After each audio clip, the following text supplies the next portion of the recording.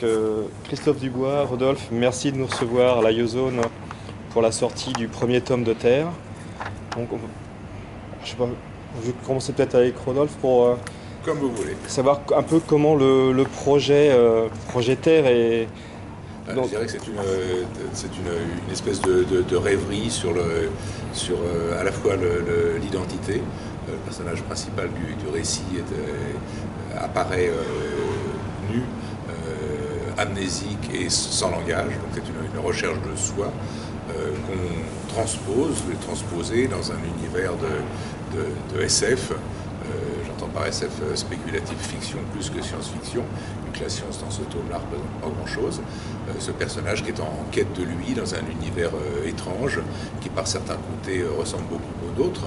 On y trouve d'ailleurs un certain nombre d'objets et de références qui correspondent à notre présent ou à notre passé relativement proche.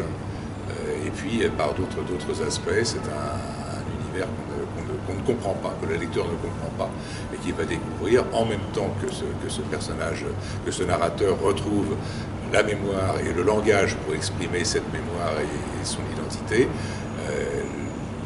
le monde dans lequel il se trouve, dans lequel on se trouve, se dévoile petit à petit, et ses lois commencent à s'expliquer.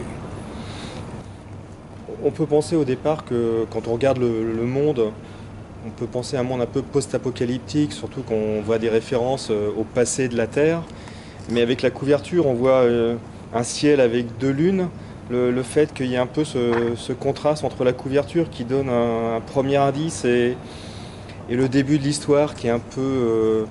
qui pourrait penser au contraire, on a une idée très, très claire de la position où on est, ça joue sur... C'était fait exprès ou c'est venu après la création de la couverture?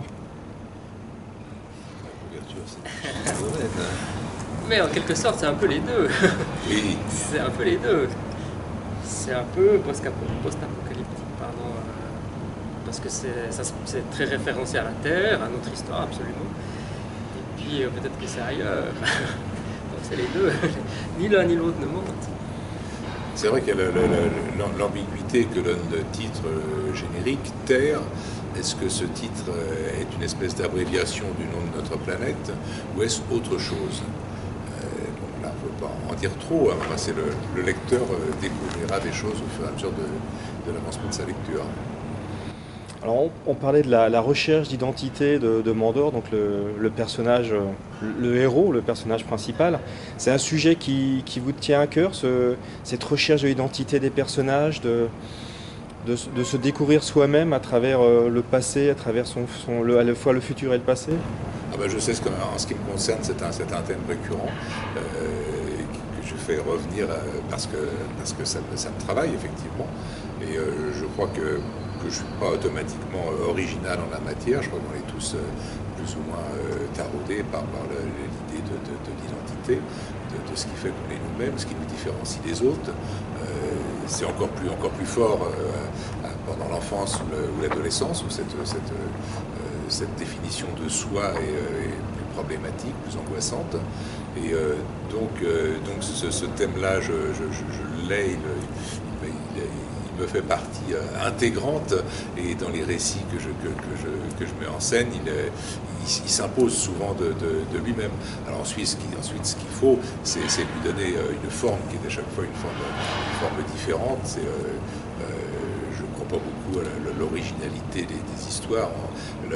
Toutes les fictions se recyclent les unes les autres, se bouffent les unes les autres depuis les légendes antiques jusqu'à aujourd'hui. Donc là, le fait de créer une histoire de toute pièce comme ça, je ne crois pas une seconde. Donc on a des thèmes qui reviennent, et à l'intérieur de la tête de l'auteur, les mêmes thèmes reviennent. Ce qu'il faut, c'est leur redonner une vie différente à chaque fois, une incarnation différente. Bon, là, en bande dessinée, ce qui rend la chose encore plus facile, c'est quand on fait le travail à deux. C'est-à-dire que on a une vision, on a une thématique, et puis on passe le bébé à l'autre qui, à sa façon, le reprend, lui donne une forme, une structure, un habillage qui nous échappe. Alors on parle de ce travail à deux. D'ailleurs, comment comment est venue cette association? C'est vous qui avez proposé à Christophe de travailler sur le sujet ou c'est une relation qui s'est faite C'est l'éditeur qui nous a mis en... Enfin, il m'a proposé l'histoire. Alors, je vais raconter pour ma partie. Oui, raconte. Donc, il m'a proposé l'histoire qui m'a tout de suite beaucoup plu. J'avais d'autres projets, j'avais travaillé tout seul avant. J'étais assez motivé pour continuer de mes histoires que je faisais tout seul. C'était des histoires de navigation, bateau, d'aventure au grand large. Je trouvais que l'histoire était vraiment chouette. Il y avait une bonne chute, il y avait vraiment un bon truc. J'ai hésité parce que j'avais mes projets. Mais mes projets étaient un peu tournés en rond, puis là je faisais des croquis de plus en plus de cet univers de terre, de plus en plus, puis pour finir je me suis dit non, je vais le faire quand même parce que vraiment, déjà je sais où on va, c'est vraiment chouette, et puis en plus là maintenant en ayant un peu essayé, ça me plaît quoi, il y a vraiment quelque chose à créer dans cet univers, je m'y sens bien, je vois plein de choses à faire, c'est passionnant, donc voilà, c'est parti comme ça. Alors, les univers marins, ça vous parle beaucoup, le fait que le début de l'histoire se passe dans une ville au bord de mer ou au bord d'une mer. C'était quelque chose qui vous a aussi plu, qui vous a donné, qui vous a aidé à vous mettre dans cette histoire ou... Alors, je crois que Rodolphe a un tout petit peu aménagé au début, bon, ça fait plaisir. Et puis après, en fait, la science-fiction, c'est vraiment les aventures maritimes du siècle passé aujourd'hui. Je veux dire, il y a 1 ou 2 siècles, il y avait plein de plus des endroits qu'on n'avait jamais découverts. Maintenant, on a à peu près fait le tour. Tu as dit que les étoiles, c'est l'aventure au grand large du futur. Donc, du coup, je retrouvais ce truc que je trouve fascinant, c'est qu'est-ce qu'il y a là-bas, plus loin, ce qu'on ne peut pas voir, quoi, de l'autre côté de la mer ou bien tout là-haut. Donc, je trouve vraiment des parallèles très évidents. Il y a une analogie entre la mer et l'espace. Le terme vaisseau, un vaisseau spatial, un vaisseau, voilà, c'est que dans la mesure où on a déjà exploré les côtes de l'Amérique ou du Groenland, bon, bah là on part vers l'alpha du Centaure, je ne sais quoi, et le concept reste le même en réalité. On est à l'avant du vaisseau, et qu'est-ce qu'il va y avoir devant? C'était une Terre, c'était une planète, mais le principe reste le même. Et puis bon, par rapport à l'idée pour Christophe d'être sur un univers qui est plus des analogies maritimes, donc là on a mis, je ne sais pas si je me suis pas forcé, c'est une spontanément, donc il y a effectivement une espèce de mer peut-être pas, mais en tout cas de grand lac, voilà, bon, et puis il y a le semi-bateau de capitaine Norton avec sa grande voile, et des choses qui peuvent relever du domaine maritime, quoi, par analogie. Alors dans l'histoire, il y a aussi la religion qui prend une place importante après la découverte des principaux personnages.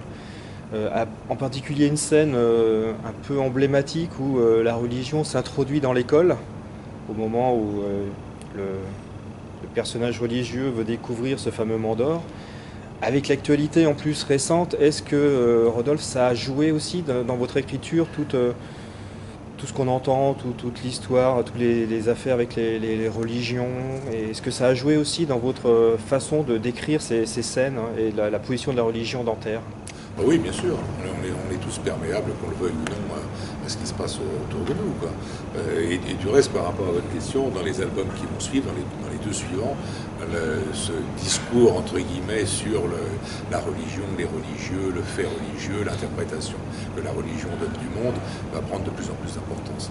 Voilà. Dans celui-là, bon, c'est la présence de ces collèges religieux dans la partie haute du village.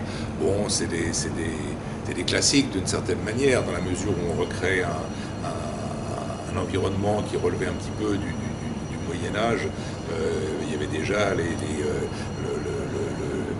partie basse et la partie haute, le hameau de Serres en bas du château et le château au-dessus, comme il y avait le bas clergé, le haut clergé, il y avait le haut et le bas toujours. C'était un grand classique. Donc, on fait le village bas et le village haut qui se répondent, avec le village haut qui est censé avoir accès à une culture, à des textes qui se prennent pour une forme d'élite religieuses et qui donc interprètent le réel à travers leurs codes, à travers leurs discours, à travers leurs textes sacrés. Avec une religion aussi où les femmes ont un pouvoir plus important que non les femmes dans les religions qu'on connaît sur Terre, entre guillemets. Actuelles. Ouais. Il y a eu des époques quand même où il y avait des congrégations de femmes. Il y en a même eu d'ailleurs chez les catholiques, hein, qui ont été plus ou moins ensuite. Non, ça me semble. Et puis je veux dire que là, on ne cherchait pas non plus à coller. Quand il y a des analogies, quand ça peut donner lieu à des lectures de notre quotidien, et on peut se faire plaisir là-dessus. Mais c'est pas automatiquement le but premier qu'on se donne. On est sur l'invention d'un monde qui a ses codes, qui ressemble au nôtre par certains côtés, qui diffère par d'autres. Bon, là, on peut trouver plein d'analogies avec des choses ou des mœurs qui ont existé, mais on les transforme à notre manière. Et pour finir avec la religion, il y a une notion de messie, où Mandor est un peu vu comme un personnage, un nouveau messie pour toute la communauté. Et ce Mandor va, en fait, dédramatise ou donne un aspect plus humain à ce fameux messie. C'était aussi une volonté de montrer qu'un véritable messie fantasmagorique, ça ne peut pas exister et qu'il faut rester un peu concret sur la notion de messie. En fait, il utilise le terme de guide, sauf oui. Est-ce que c'est réellement un guide? C'est la question. Voilà. Ah, oui. Non, mais là, c'est vrai, c'est l'ambiguïté. C'est-à-dire que lui ne se prétend jamais guide ou messie ou quoi que ce soit. Lui, il est le pauvre amnésique qui arrive, voilà, bon, et la mémoire lui revient que petit bout par petit bout. Au départ, il n'y croit absolument pas à toutes ces histoires. Et puis petit à petit, le doute, c'est le doute qui arrive chez les autres, même y compris chez ses proches, et chez lui, mais il revient même à le qui suis-je va au-delà de retrouver une simple identité, mais est-ce que je suis ce guide que les autres attendent? Qu'est-ce qu'ils attendent de moi? Et ça peut devenir obsédant, pesant, de dire peut-être qu'il est le guide de l'humanité. Alors, il y a une autre scène, mais beaucoup plus light, on va dire, qui est la découverte de l'espèce de caverne d'Ali Baba de Pipe, avec tout un tas de références au passé de la Terre. Comment vous avez conçu un peu ce grenier et ce choix du grille-pain, du projecteur C'est un choix commun entre vous deux, ou Rodolphe, vous avez dit à Christophe, bah tiens, il faudrait que tu mettes ça précisément? Disons, dans le détail, parce que c'est vrai qu'il y avait beaucoup d'objets à mettre, la contrainte c'était, sans rentrer dans les détails, mais c'était l'idée que c'était des objets que les gens, quand ils meurent, veulent porter avec eux dans leur tombe. Donc il y avait déjà une contrainte au niveau de la dimension. Personne ne se faisait, en tout cas là, pas enterrer avec sa voiture, des choses comme ça. Et tout le reste tout ça arrive, donc c'était tous les petits objets. Donc c'est vrai que graphiquement ça a été assez compliqué, donc j'ai déjà réfléchi jusqu'où on pouvait aller. Donc effectivement, il y a une guitare, c'est à peu près la plus grande chose que je me suis dit qu'on pouvait avoir envie de porter dans sa tombe. Et puis de jouer surtout sur le premier plan avec des petits bijoux, des choses comme ça, plus on reculait, plus les choses, des plus grands objets. Enfin, mais c'était rigolo à faire, de chercher à mettre plein de petites choses, d'imaginer ce que chacun voulait, ce qu'on voulait emporter avec nous. Ce qu'il faut préciser, c'est que cette caverne d'Ali Baba correspond au trésor de guerre de Pipe, l'ami du narrateur. C'est celui qui le découvre dans la tombe, parce que le Pipe en question est peut-être sympathique, mais il a quand même un drôle de job, c'est qu'il est pilleur de tombes. Donc la nuit, de façon illicite, il va soulever les pierres tombales et récupérer tout ce que les défunts ont voulu emmener avec eux. Ce qui explique donc qu'il y a ce trésor accumulé qui va de la guitare au grille-pain. Voilà. Alors, il y a une autre scène un peu emblématique et qui m'a fait beaucoup penser à la planète des singes. C'est au moment où Pipe, Mandor partent à la recherche du symbole Terre. Et quelque part, en lisant le livre, on se dit, est-ce qu'on va avoir une fin à la version découverte de la Statue de la Liberté façon Planète des Singes. Est-ce que vous, quand vous avez écrit le scénario, dessiné, est-ce que c'est aussi une référence qui a pu vous venir à l'esprit en disant le lecteur va penser à ça ou Vas-y. Non, pour ma part, non, là je ne la voyais pas. Je me suis bagarré. Enfin, on a toujours en tête La Planète des Singes parce que pour moi c'est un des films cultes, un roman déjà de Pierre Boulle qui est remarquable. Et puis le premier film, Le Fray, celui avec Charlton Heston, qui est un film remarquable avec cette fin extraordinaire. Là, sur Terre ne m'a pas trop gêné. Alors juste toute petite parenthèse, je fais une autre série de science-fiction qui s'appelle Centaurus avec Léo et Jean Gétov, où on termine le tome 2 par une vision du Mont Saint-Michel. Et là, je me suis dit à tous les coups, là, je me suis dit, merde. Tout le monde va nous dire on est revenu sur Terre, ce qui n'est pas le cas d'ailleurs. Mais là, j'ai eu cette angoisse, cette similitude avec la Planète des Singes. Pour ce qui est de Terre, non, effectivement, il faut un voyage, mais qui amène complètement sur autre chose. Si le lecteur peut avoir cette impression un peu de déjà-vu, il se rend compte que c'est une fausse impression, vu qu'on arrive sur un autre...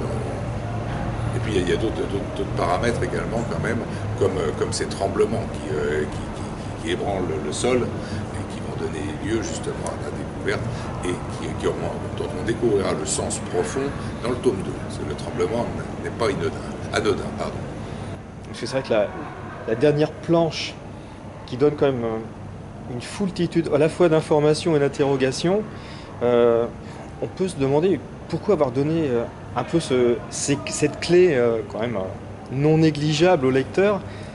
C'était pour lui faire croire qu'il avait beaucoup de solutions en gardant en fait énormément de mystères derrière, ou c'était voulu quand même se dire bon, il faut quand même une fin avec un élément fort pour donner encore plus envie d'aller sur les tomes suivants.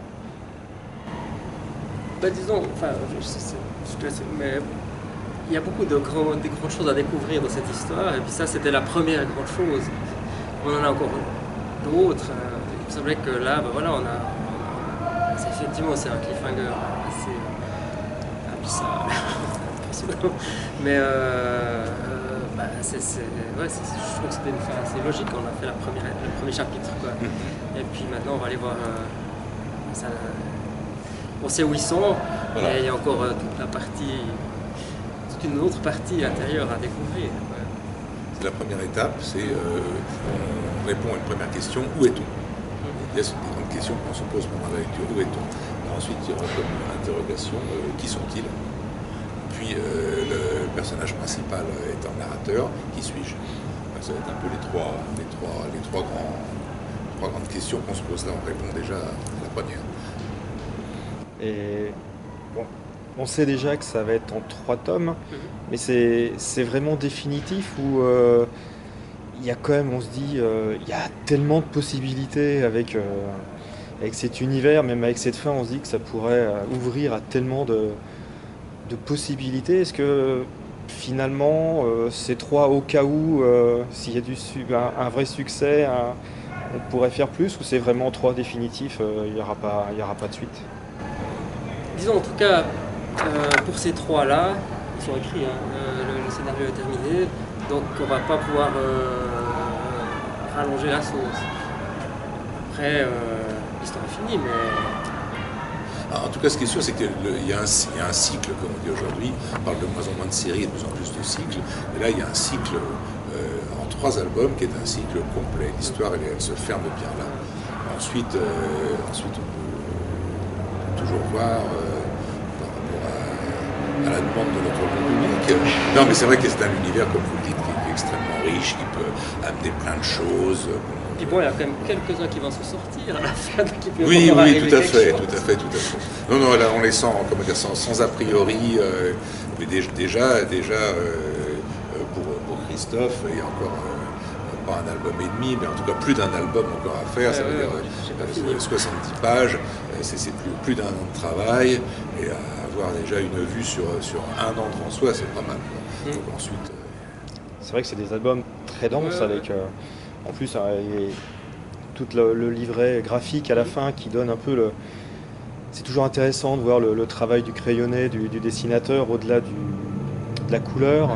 C'est vrai que on voit un peu le niveau de détail, la précision. C'est vraiment un travail très très compliqué où c'était vraiment finalement ça, les dessins arrivaient naturellement. Bah, disons, comme dans toutes les histoires, enfin pour moi en tout cas, une fois les personnages pour les avoir bien nommés, maintenant là j'arrive à la fin du tome 2, là maintenant je les connais bien. Au début c'est un peu plus long parce qu'il y a des fois donc, ça joue pas très bien, il faut refaire, etc. Après c'est sûr j'ai un dessin assez fouillé, c'est ça j'aime bien, voilà. C'est juste je crois que c'est parce que ça me plaît, j'aime bien faire des petits dessins. Le rythme est disons, normal, donc ce qui est prévu c'est que là j'ai bientôt fini le tome 2, donc j'aurai fini cet été pour qu'il sorte en octobre, donc le 2 en octobre, et puis le 3 qui est écrit une année plus tard. Donc, je vais commencer le 3 en juillet, ouais, il sera aussi je pense à peu près la rentrée l'année prochaine. Ça devrait donner 3 albums en 2 ans. C'est pour le lecteur d'aujourd'hui. Oui, c'est un rythme même soutenu parce que une BD d'habitude c'est 48 pages, donc Oui, c'est vrai qu'il y a des mais 80 pages, 70 pages, c'est quand même un travail assez colossal. Hein, mais disons que maintenant, pour moi, bon, le rythme est bon. Enfin, enfin, voilà, tout est clair dans ma tête, ça peut avancer. Disons. C'est vrai que le premier tome, il y a toujours des. Faut pas que graphiquement, faut pas que je me piège en n'ayant pas résolu certaines choses, puis après je me rends compte que ça fonctionne pas, ou d'un coup un personnage que je pensais qu'il allait apparaître qu'une fois et qui est très très compliqué à dessiner, je l'ai tout le temps. Enfin voilà, ce genre de choses, tout ça c'est clair maintenant, donc le dessin c'est de l'exécution. Bon, tu es dur vis-à-vis de toi-même, hein, quand même. Et donc juste pour préciser, donc c'est en 3 albums, et 3 albums concluent totalement le récit. Il y a réponse à toutes les questions qui sont apportées sur le 1. Voilà, il y a vraiment un point final. Ensuite, on peut s'interroger pour éventuellement faire d'autres choses, mais en tout cas pour le lecteur, là, il a la globalité de l'histoire. Son début, sa fin et ses développements. Voilà. Pour rester un peu sur le dessin, dans Terre, il y a aussi un bestiaire un peu, on va dire original, c'est de nouvelles créatures. C'est un travail pareil en commun sur le design des crocodiles, des bestioles du désert. C'est un travail commun ou c'est toi, Christophe, qui utilise plus ton... Bah, disons, dans un premier temps, Rodolphe écrit le scénario, donc déjà, là, par exemple, Crocodile, il l'avait appelé Crocodile, donc on sent quand même qu'il on parlait aussi, ils ne viennent pas nulle part, ces animaux, c'est peut-être dans des conditions différentes par rapport à la Terre telle qu'on la connaît, ou je sais pas, et puis qu'elles ont évolué différemment, donc c'est quand même toujours toute partie, je sais pas, une imagination qui est capable de partir de rien. Donc c'est toujours des rêves. Certains animaux, j'ai cherché déjà des animaux étranges qui existent réellement, puis je les ai un peu amplifiés, disons. Alors donc voilà, ça c'est mes premières esquisses. Après, je donne toujours de toute façon un storyboard avec des croquis et autres. On rediscute et puis voilà, donc c'est quand même un travail en échange. Notamment surtout pour les petites bêtes sous terre. Là, je crois que j'avais fait une première piste. Qui n'était pas crédible pour différentes raisons, donc on dit ouais non, voilà, puis, enfin voilà, je crois que vraiment, de manière générale, ça a toujours été un échange, on est d'accord les deux, quand vraiment je réalise la planche, on s'est bien mis d'accord, et tout est le résultat de notre travail commun. On fait beaucoup de ping-pong. Voilà. Et dans les 2 prochains tomes, on va encore avoir aussi d'autres découvertes de créatures un peu étranges où on a vu les principales et on va revenir sur une humanité plus Alors, au niveau de l'humanité, ça restera des humains. Il n'y a pas d'espèces guillemets oui, justement, c'est pour ça que j'ai juste hésité. Mais sinon, au niveau du bestiaire, là, on va effectivement dans l'univers intérieur retrouver peut-être des cousins de ce qu'il y avait sur Terre. qui ont évolué différemment, vu leurs conditions différentes. Il y a encore quelques animaux.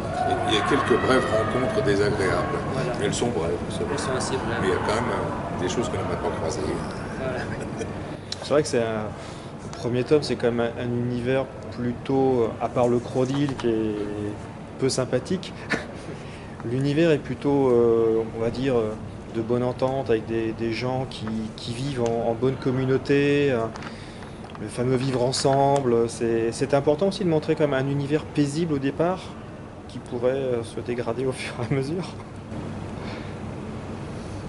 Oui, ça on ne l'invente pas de toutes pièces. Il y a quand même eu des communautés qui ont vécu en harmonie pendant des siècles dans différentes parties du globe, hein, y compris même en Occident, des villages dans lesquels, quoi qu'aient pu en dire les révolutionnaires de 1789, il y avait différentes contrées de France, et sans doute de Suisse aussi, où vivaient en harmonie les paysans et leurs seigneurs qui jouissaient effectivement de certains privilèges, mais qui avaient également des charges, notamment de défendre les paysans. Donc il y avait des fonctionnements sociaux qui pouvaient tout à fait marcher, et même avec les religieux, qui même s'ils imposaient des trucs un peu bizarres, mais qui avaient également des rôles à jouer sur une cohésion sociale par rapport à ce qu'étaient des phénomènes comme la régulation des naissances, l'accompagnement de la mort, différentes choses, et qu'il y avait des arrangements qui se faisaient entre ces différents groupes sociaux, entre ces différentes castes, et que ça pouvait très bien fonctionner sur une espèce d'autarcie, sur une région donnée et tout, et dans notre petit village. C'est ça, tout le monde semble fonctionner de façon à peu près cohérente. Bon, et puis il y a un grain de sable qui rentre dans l'engrenage, et puis ça part un peu de travers. Bon, on a bien compris, Christophe, là vous êtes entre guillemets à fond sur terre. Oui. Et les deux pieds sur. Les deux pieds sur terre.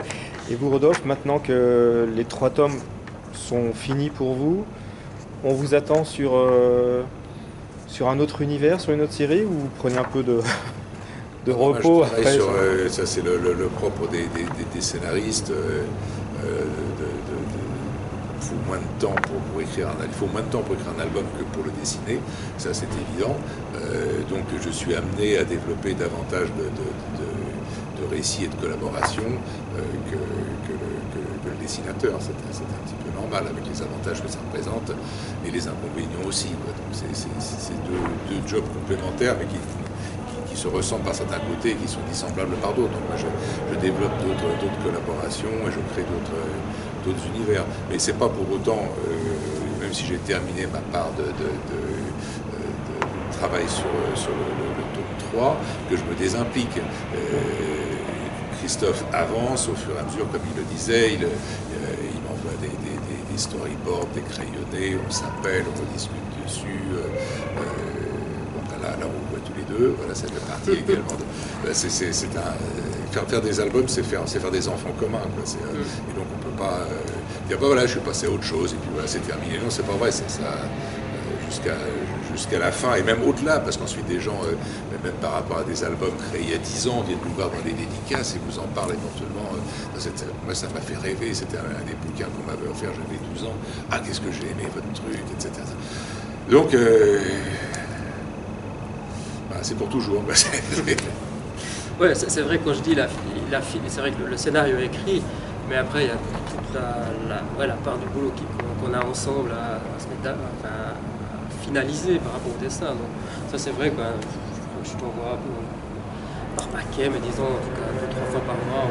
Oui. Ça dépend si on est au storyboard, au crayonné, etc. Ou à la couleur. De toute façon, on est obligé d'avoir une forme de décalage dans la création, parce qu'il faut évidemment, comme c'est comme pour le cinéma, envisager de regrouper une équipe pour filmer une scène si le scénario n'est pas entièrement écrit. Ce serait absurde. Donc il faut que le scénario soit écrit avant de... Alors je sais que j'ai certains collègues qui font en sorte d'avancer page par page ou 2 pages par 2 pages pour être toujours au même niveau que le co-auteur.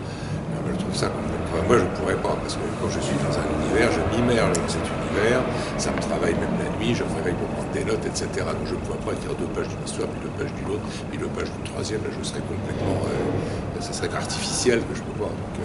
Donc je suis obligé de, quand je commence une histoire, aller jusqu'au bout. Et puis évidemment, donc ça crée un décalage. Enfin, bon, quand j'ai écrit l'histoire, je lui envoie tout de suite, même si je sais qu'il est en train de se bagarrer avec le tome 2, je lui envoie le 3. Et du coup, ça lui donne envie d'aller plus vite sur le 2 pour pouvoir attaquer le 3. Et d'ailleurs, d'avoir une vision globale de l'histoire, est-ce que ça influence aussi fortement le dessin? Parce que, comme vous disiez, il a le tome 3, donc il sait déjà comment ça va se passer. Et est-ce que tout d'un coup, il y a des idées qui viennent uniquement parce que vous connaissez le tome 3 et vous dites, ah bah dans le tome 2, il faut que je mette peut-être ce détail dans le dessin. Oui, alors bon, quand j'ai commencé le premier, j'avais que le premier, mais je savais où on allait, disons, globalement, donc je ne me suis pas perdu. Après, c'est vrai que c'est intéressant aussi pour un personnage de savoir certains prennent plus d'importance, donc ça veut dire que je vais y réfléchir différemment en fonction de ce qu'ils vont devenir, disons, la possibilité d'évolution qu'ils auront chacun. Enfin, oui, c'est un confort d'avoir tous les trois. D'un autre côté, Rodolphe, je trouve qu'il a un bon sens du rythme, on peut dire feuilletonesque, je ne sais pas comment dire. Donc c'était aussi assez passionnant, en tout cas pour le début, quand j'avais pas encore tout.